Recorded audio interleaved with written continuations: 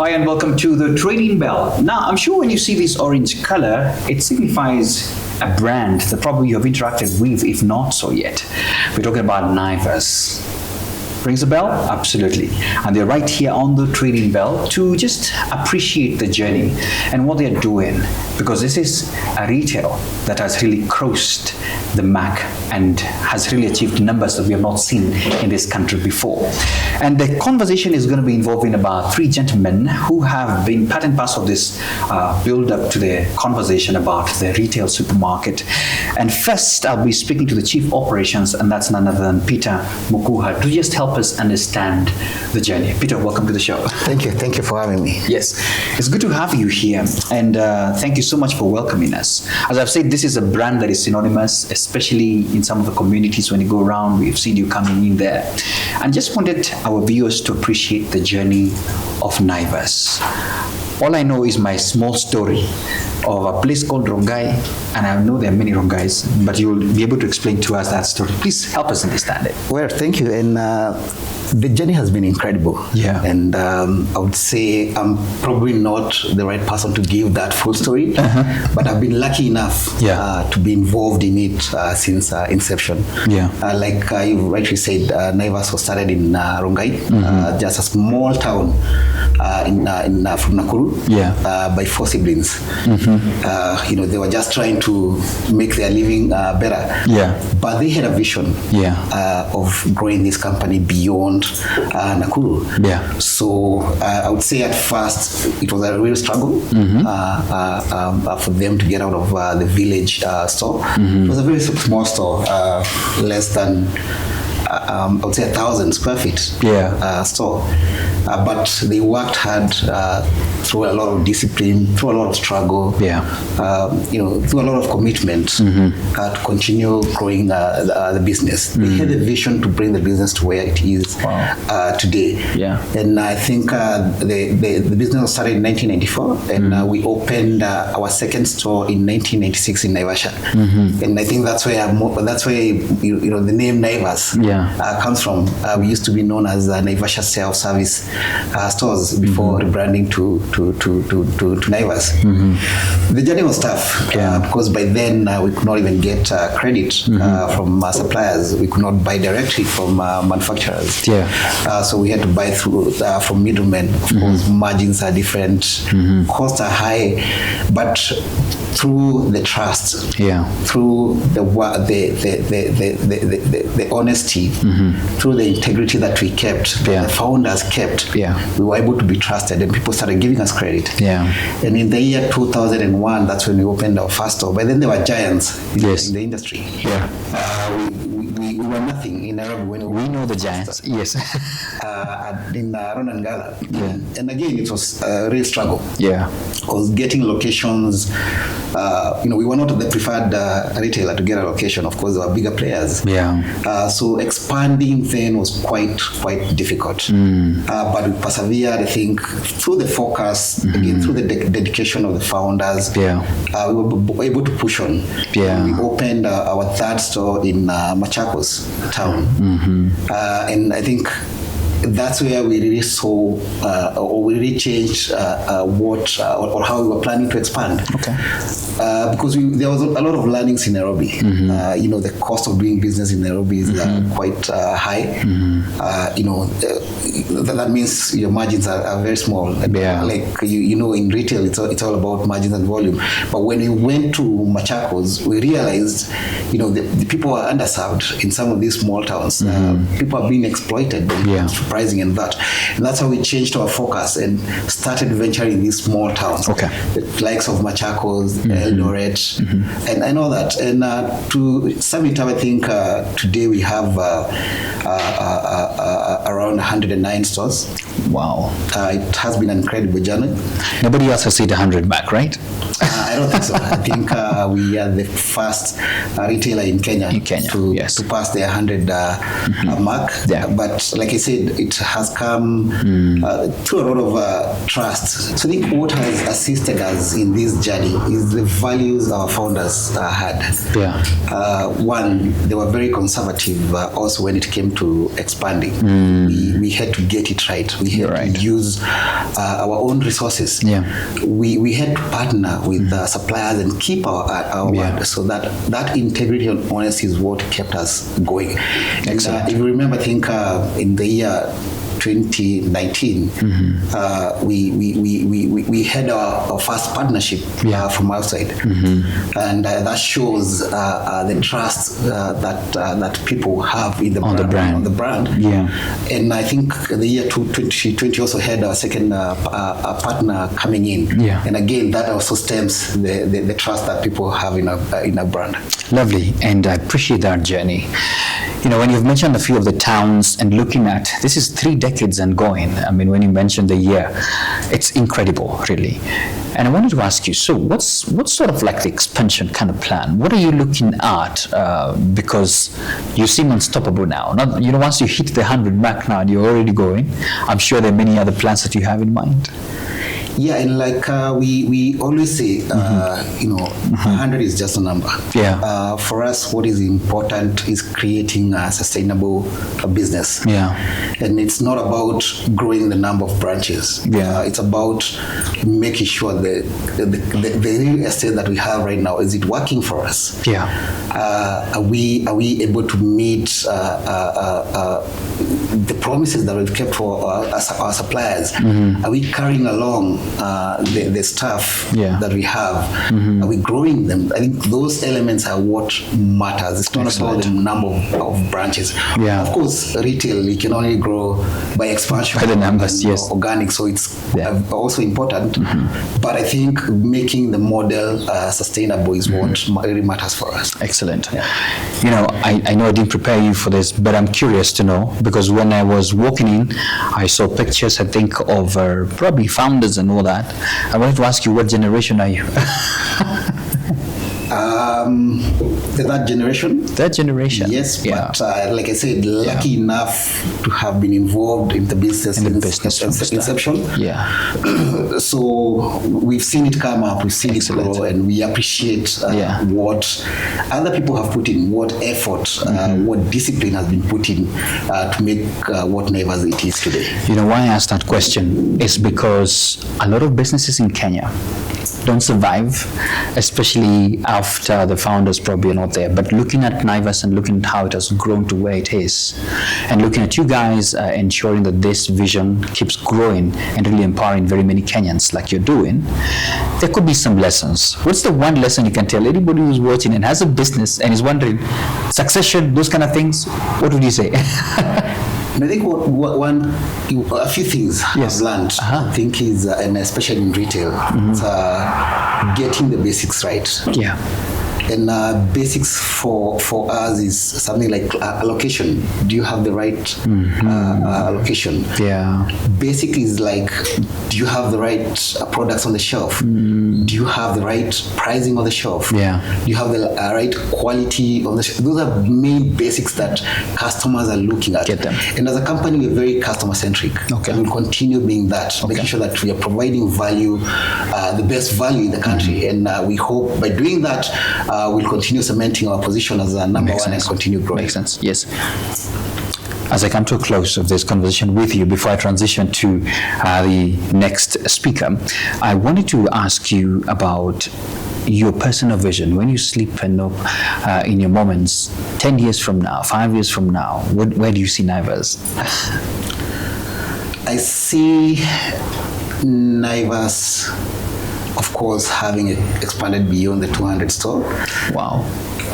But most important is just keeping that sustainability, bring in more customers, being able to bring in more employees into the fold, supporting SMEs, creating value in the whole value chain, from the person who is doing the farming to the customers who are buying from us. It's just creating that whole value chain and making sure that we add into it. That's my vision. When I wake up, I want to see a giant that is paying taxes well in Kenya, like we always do. A giant that is employing more people, a giant that has gone beyond our borders. Yes, that's my vision. Peter, I like that ending of a giant that empowers more people. In fact, I want to have a conversation with Tim Kajume, who's in charge of actually the workforce and all that, to understand how many families he's touching and growing this giant. Thank you so much for your time. Thank you for having me. Let's transition now to Tim to just get a picture of the workforce and much more.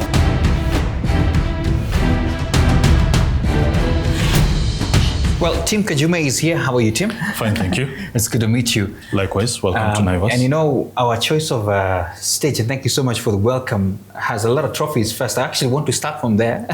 What are all this? I know there are quite a number, but maybe you can explain the big one because it looks so big. All right. Quite a number of these trophies are some of the awards we've won as a business, either in customer service or in terms of being one of the best retailers in the industry. Okay. But interestingly, this big one, one interesting fact that most people don't know about Naivas is that we have a football club. Oh. We do have one of the best football clubs where we sponsor 3 football teams. We've got seniors, men. We've got senior ladies, and we've got a youth team that we sponsor. Wow. What is interesting about the football club is that these are people who come from disadvantaged backgrounds. So as part of our engagement with the communities that we operate in, we thought one of the best ways of getting some of these young people getting into activities that are whether it is revenue generating or in terms of getting them out of crime and so on. So that's why we've partnered with some of these underprivileged communities. And we sponsor these young people. They're doing very well in the, I think, second division in the league. And that's why you see some of these trophies, and you'll see some as we go around.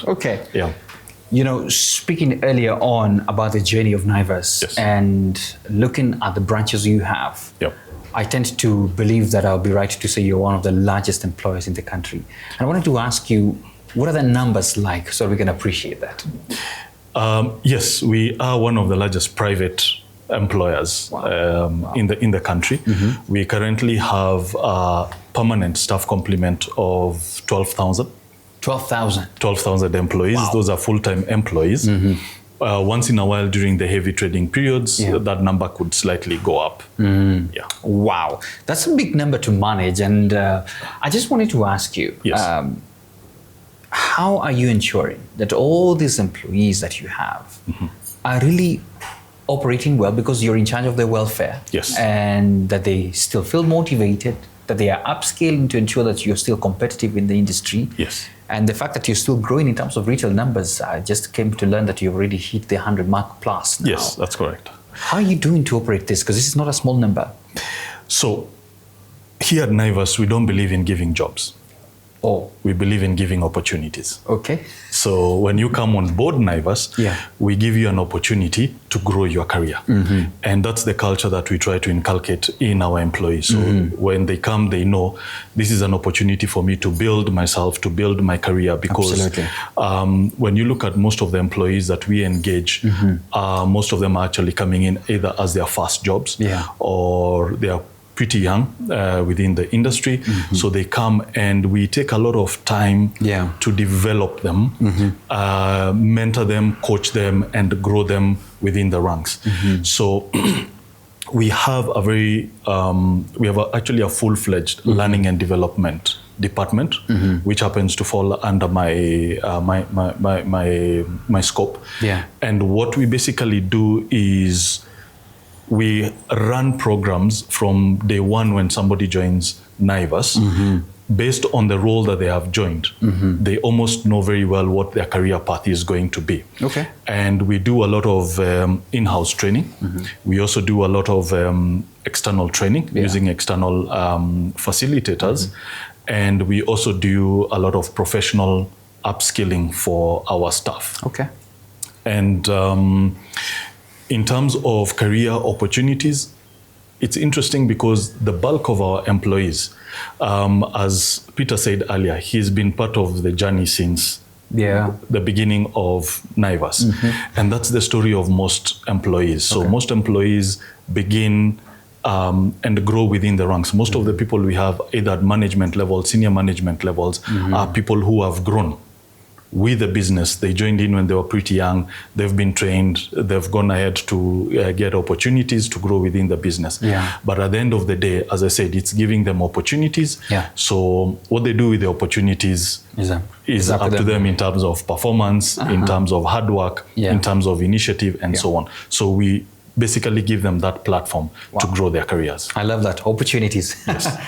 You know, as we come to a close of this conversation on the welfare, one of the key things that I've seen in this labor market is concerns that come by. And we have employees sometimes saying salaries, you know, skills, all those kind of things are just fair working environments. How are you navigating this, considering the numbers that you have to look at? Because you never know. This is quite a huge chunk of guys. It's unfortunate that quite a number of people really don't treat employees fairly, especially within some of these industries that are not being seen as professional. But one of the things that we've demystified at Naivas is that retail is actually a career, and people can grow their careers in retail. We've got people, if you go in more developed markets in Europe, in the US and so on, we have people who've built their career in retail, 30, 40 years in retail. These are specialists. Absolutely. The reason why I say that is because retail has moved from the traditional sort of Dukawala kind of doing business to a more professional, scientific way. As you're speaking to Peter in terms of how we open our branches and so on, there's a science that goes into it.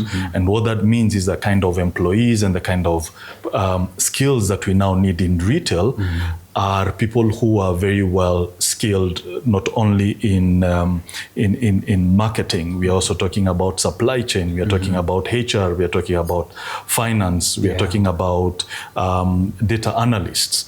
We are big on terms of data. So we need people who have those high-level kind of skills.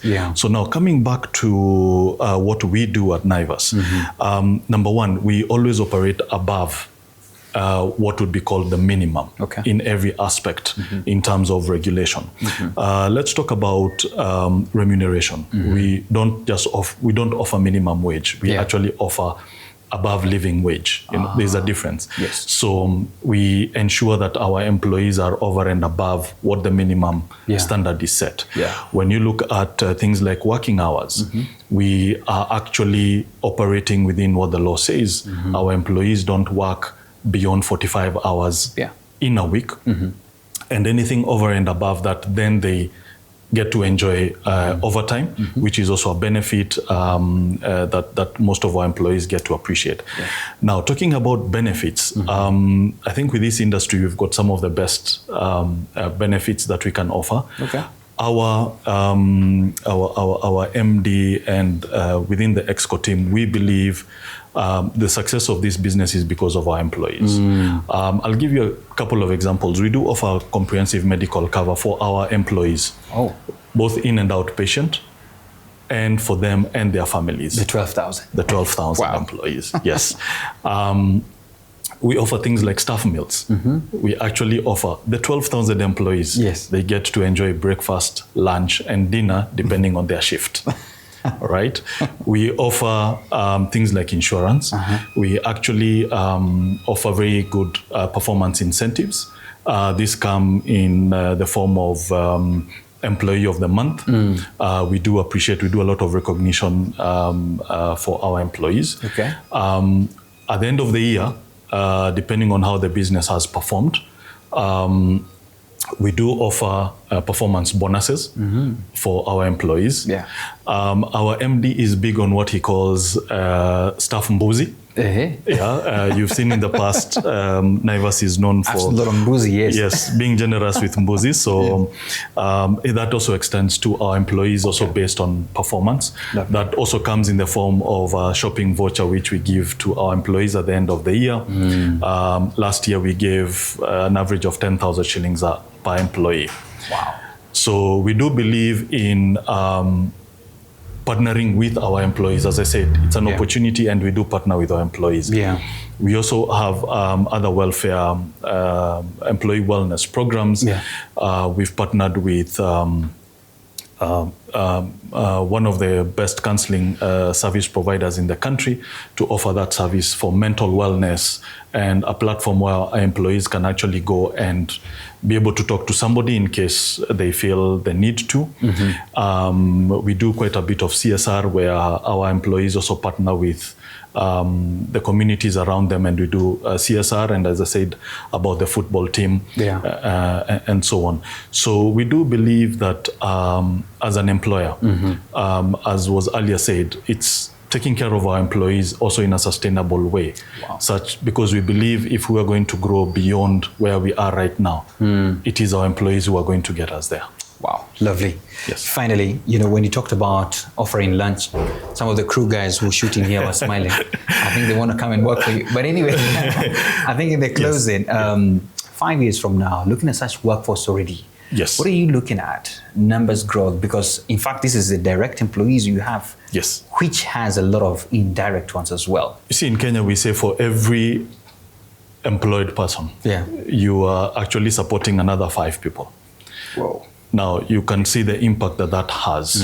With 12,000 employees, we are looking at supporting about 60,000 livelihoods.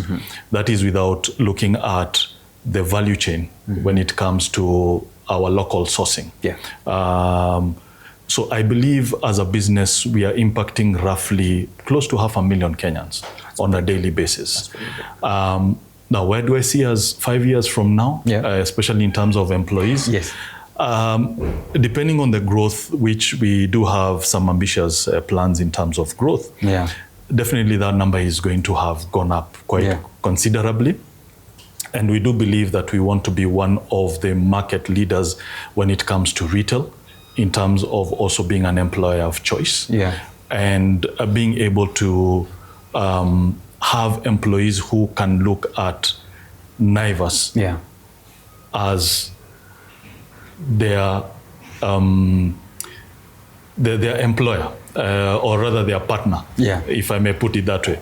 Because definitely when we partner with our employees, it is from not just as employment, but also whatever they consume in their homes as well. Because one of the things that we also offer is staff discount to make sure that we also buy from ourselves. You're going to steal my guys. Thank you very much. Thank you so much, Tim. Actually, because Peter's dream is to see over 200 retailers, I think you might end up doubling your workforce. Most likely. All right. Thank you so much for your time. We want to transition now to Andreas, who's going to give us much more on this particular conversation, especially on the integrities of how they operate in competitively. Let's get there.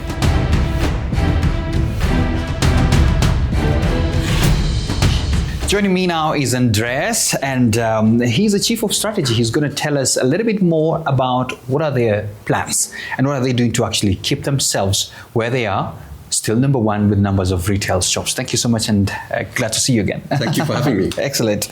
So let me start the conversation by talking about, how are you ensuring that Naivas remains a household name, so that we don't one day wake up and we're wondering where was that name? Because you want to remain sustainable. Yeah, very good question. I think what's most important for us is we ensure we serve the customer well. Okay. It all stands and falls with the customer. So we've got to make sure that we have the right products. And I think importantly, especially in the current economic climate, we have the right price point. And so that's where the journey for us starts, ensuring we've got the right pricing on products that customers want. But of course, they have to be accessible. And so we have to make sure that we've got stores where customers want to shop. Yeah. And so really we look to be where customers need us from a shopping perspective. Yeah. We look to offer them an environment that makes it a very accessible but also a very friendly place to shop, that has a wide variety of products and fundamentally then ensures that they keep some money in their pocket when they're done with their weekly or monthly shop. Absolutely. Every time I think of a customer, they like to be loyal to their brands. And so definitely expansion is part of the plan that I've heard from the other speakers that we have had today. And I wanted to ask you, what about cross-border? Because there are people who go out there and they want to see their brand. Is that still part of the plans that you have? Look, I would say, first of all, we're really pleased with what we've achieved in Kenya. Which is great. A success story, I think, for a family-owned business to get this far, to get north of 100 stores and to keep on growing. And I think it's so important in this business to ensure we continue to get the basics right and we pace ourselves. We've seen many players, I think, who stretched themselves perhaps a bit too far, went to too many different countries, and then things collapsed. And so we definitely have big ambitions because we think that we have a very strong proposition. But I think in the short to medium term, Kenya will be our focus. Having said that, we often have conversations about what the opportunity in the region is, and I think it will be fantastic for a Kenyan business to expand across borders, and there's some very interesting markets right next door to us. Wow, glad to know. As you're talking still about thinking about local, what informs your locations? Curious to know. I think Tim, my colleague from HR, mentioned that we're a very scientific business. And so Peter, who looks after new stores, spends a lot of time researching locations. That's looking at the sort of demographics that are there, both current and of course future. So to give you an example, we will be opening our 110th store this week in Tatu City. That is definitely more of a futuristic project where I think growth will come over time. And so we look to position ourselves where customers are today, the customers that we target, but also where customers may come in the future. And so a lot of analysis goes into understanding what locations might be profitable for us. Okay, let's transition to consumer trends and what we're seeing as transitions as well. A lot of people just don't care much, but convenience. Probably I want just from my home, from a click of a button, to ensure that everything that I've ordered just comes to me. How are you adapting to this? Several ways. I think, first of all, from a consumer trend perspective, the number one thing still would be around affordability. And I think that's key. And offering not just pricing, but what we call value for money. That means both the quality and the price point are right. And that's key for us. Secondly, it's getting the stores closer to where people live or where people might be commuting. So you'll have seen us opening up a lot of stores in residential areas, but also in petrol stations, for example, where people might be passing on their way to work or indeed coming home from work. So it's getting that connectivity to the customer that's really important for us. And last but not least, and I think you're touching on it, the digital space is very important for us. It's important for us in terms of how we communicate with our customer, to get our message out, to tell customers what we're doing, where we might be located, what our offers are, but also, of course, to enable customers to do their shopping, not just in our stores, but also online. Speaking about online as a strategy, how significant is it for you? I think it's a very important part of our business, and it will continue to grow in relevance for two reasons. One, it's a very digital, Kenya is a very digital country. Smartphone penetration is very high. People are very used to gather information from all sorts of sources online. And so our presence online to inform the customer about what we do is critical. But of course, convenience, especially for urban demographics, is very important. So the ability not just to come to our stores, which might be nearby, but to order online and have those groceries delivered to your house will be a very big part of our growth in the future. What would you say is the future of e-commerce in part of your future? I think it's a very big part of our future, but I think it's very much rooted in our heritage. You see, I think what's very important for people ordering online, whatever it might be your daily groceries or indeed a TV or a fridge, is trust in the brand. Absolutely. Because you want to have the trust that when you order those goods and they're delivered to your house, if there are issues that arise, you've got a big brand that you can trust who stands behind it, who will help you sort out those issues. And so I think it's the heritage and our trust and the strength of our brand as much as the technology in terms of enabling customers to order online. Okay. I'm keen on this conversation that we're transitioning to on your supply chains and matters to do with local partnerships, because you're one, if not only, major distribution channel for local farmers right now and even suppliers. What percentage of your products actually are locally sourced? So we are very big on supporting the local economy. That's very important to us.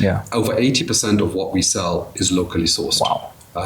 So that's very important, and we work in very close collaboration with suppliers in the market. Okay.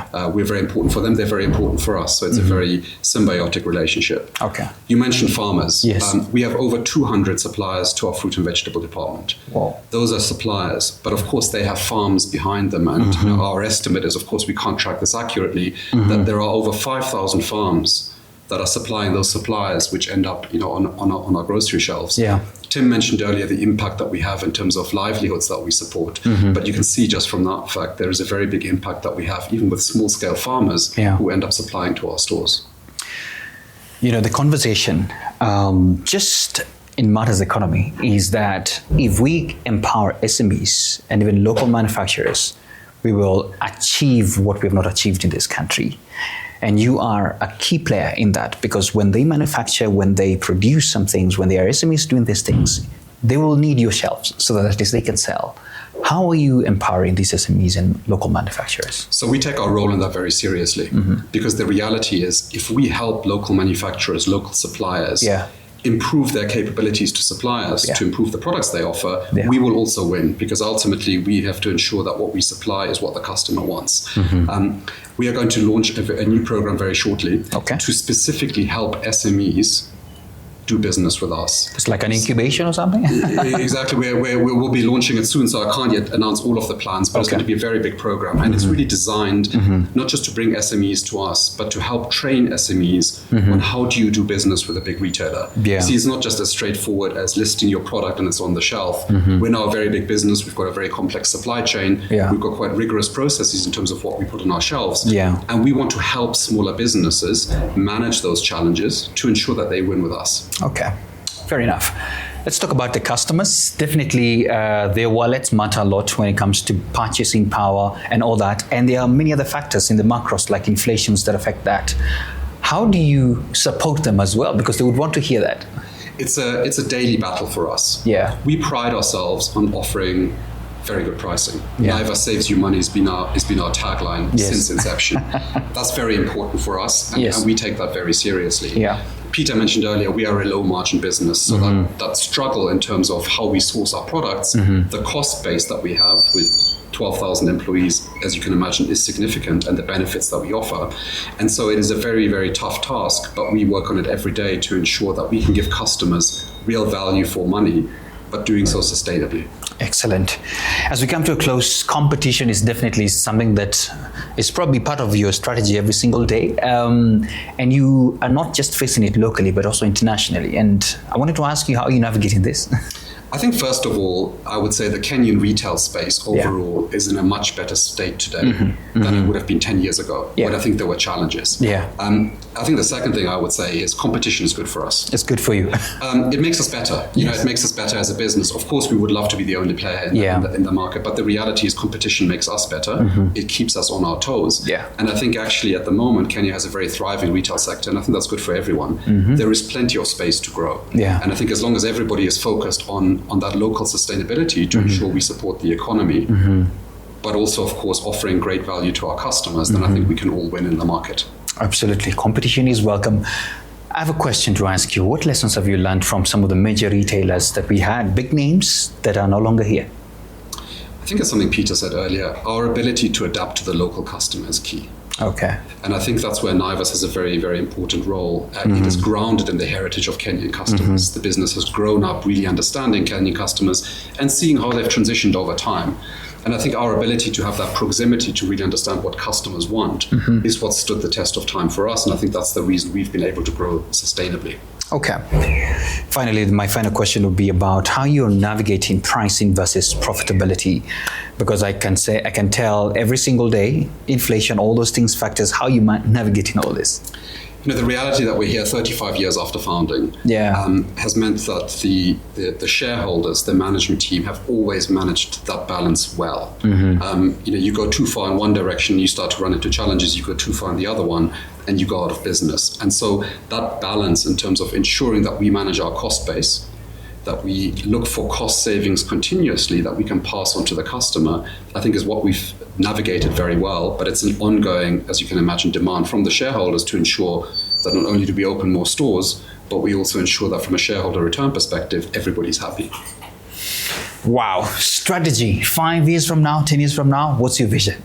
A Naivas in every corner of Kenya. Yes. We want to ensure that every household shops with us.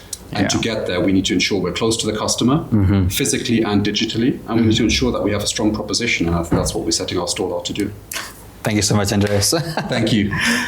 Andreas has told me that Naivas saves you money. I believe you have the best voice to tell me that. So I will wait for your feedback. Thank you so much for your time right here on the Trading Bell.